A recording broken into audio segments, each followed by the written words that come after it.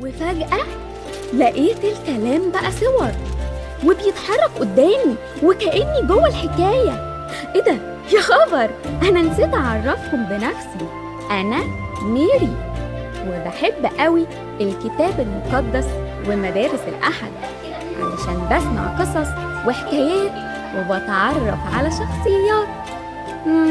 بس بيني وبينكم في حاجات مش بتخيلها ولا بفهمها، يمكن بس عشان لسه صغيرة.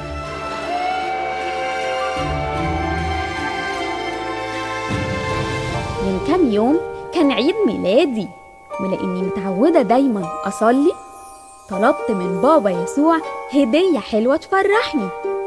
غمضت عينيا ونمت، وصحيت لقيت علبة غريبة جنبي. قلت أيوة بقى، دي أكيد الهدية، لابتوب حلو ولا تابلت جامد ولا موبايل كده حلو أمسكه في إيديا. فتحت الهدية لقيت نضارة.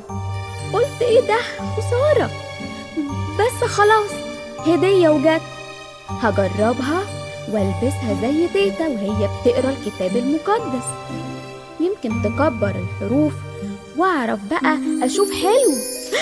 ايه ده، انا مش مصدقه اللي انا شايفاه.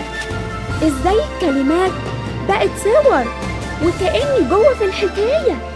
انا اهو واقفه جنب داود قدام جدات، وشايفه نفسي مع دانيال في جب الاسود.